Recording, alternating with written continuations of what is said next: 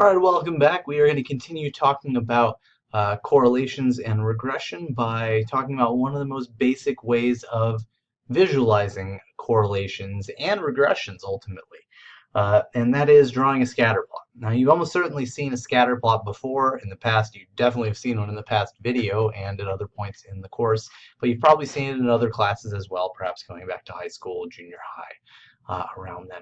Scatter plot is a really nice, simple way of charting out how two variables may be related to one another. So what we're going to be focusing on is how to create that scatter plot. So a scatter plot is just a way of visualizing how two variables are related by creating a plot of everybody's scores on those two variables. So let's say I have a data set here and I measure people's scores on the first exam and then their final grade on the course. And you can see all these scores here. I have a sample of 10 people. By the way, if you recognize those 10 people, you have better taste in shows, TV shows, than the people that don't recognize those names. But anyway, let's say we took that data. So we have two scores from each participant, and again, they are scores on different variables. That's why it's not like a within participants design. It's a correlational design because we are measuring them on two different variables and we aren't manipulating anything. There's no manipulated IV and our multiple measurements aren't of the same DV measured multiple times. But let's say we wanted to chart out what that pattern looks like. We might create a scatter plot. And a final scatter plot might look something like this. Each of these little diamonds here reflects one individual score, first on the first exam, and then their final grade. And this line here is what's called the regression line or the line of best fit. It maps the average relationship between those two variables. It's also what we might use to make predictions on those variables, which we'll talk about a little bit later on. First, how do we make a scatter plot? Let's try to figure that out. So when we make a scatter plot, when we make it by hand, the first thing we do is just sketch out the axes, which is just a horizontal line and a vertical line, and we decide which variable is going to go on which axis. Sometimes it doesn't matter which is which. It's pretty arbitrary which one you put where. But sometimes we have a specific variable that we intend to use to make predictions and a specific variable that we want to be predicted, something that we haven't measured yet or that is happening in the future, etc., etc. So generally our x variable goes down here on our horizontal axis. And that's, if we have a preference, we're going to put down there the one that we're going to use to predict scores.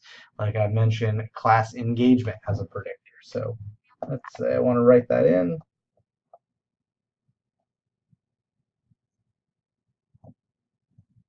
That's good enough. That says engagement. And let's say that what I wanted to predict with people's engagement is their final grade.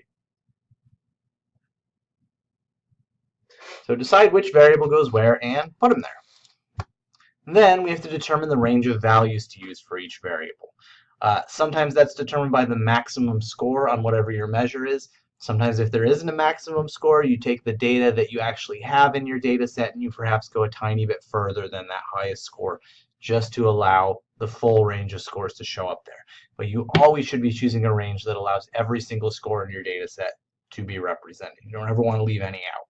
Talk about some of the bad things that can happen there a few videos down the line. So let's say for grade, again, we always start with 0, so that's already filled in. We know that grade goes up to a 4.0 in A. So that's true in a course, and it's true overall. So we might put 4.0 there. And let's say that the engagement scale we use goes from 0 to 10.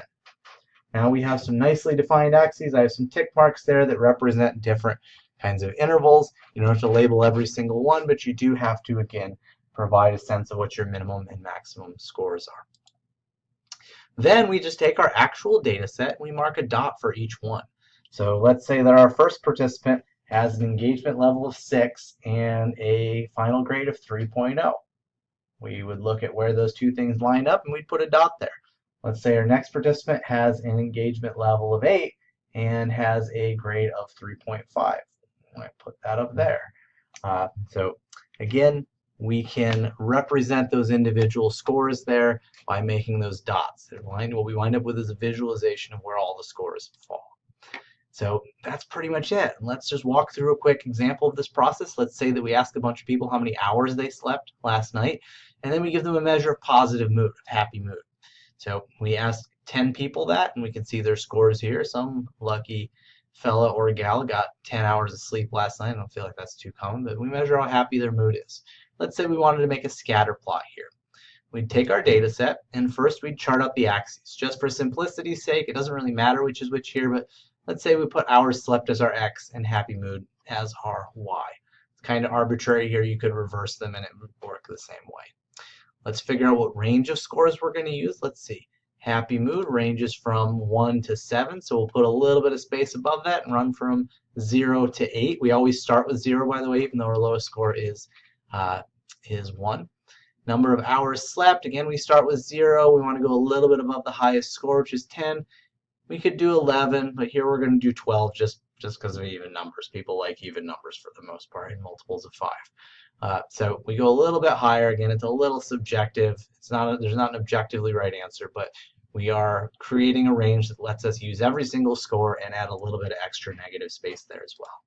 Then we mark a dot. Our first participant has an hours slept of 7. Okay, so there's where 7 is. And they have a happy mood score of 4. So we go up here and line them up, and we make a dot where that individual score is. So that's where our individual score is. That's the dot. And again, we can pretty quickly chart out where they fall on both variables. Do that for every single score, and you wind up with something that looks like this. And we can pick out a pretty basic trend there. The more often that you are the more you sleep at night, the higher your happy mood is likely to be. So here's a practice problem for you to work on. This is something like a practice quiz, except I'm going to show you what it looks like in just a second. But let's say that we measure people's marital satisfaction and their overtime hours. We might want to chart out the relationship there. So go ahead and practice that on your own time and try to make this scatter plot. But I'll show you what you should wind up with. It doesn't matter which is on the X and which is on the Y. You could reverse it. But you should wind up with a shape that looks something like this and scales that look something like this. So again, this includes all of our data. This includes our scores on marital satisfaction, overtime hours, and we're charting out the overall relationship there, which unsurprisingly, people who work more overtime hours are less happy in their marriages. People that work fewer overtime hours are happier, and vice versa. Just a quick example of what that might look like, and again, a practice you can run through. I'm going to refer back to that correlation, that scatter plot, in subsequent videos. So that's the end of this video on making scatter plots. The next video, we're going to talk about some common patterns of correlations and what they look like in those scatter plots. I'll see you then.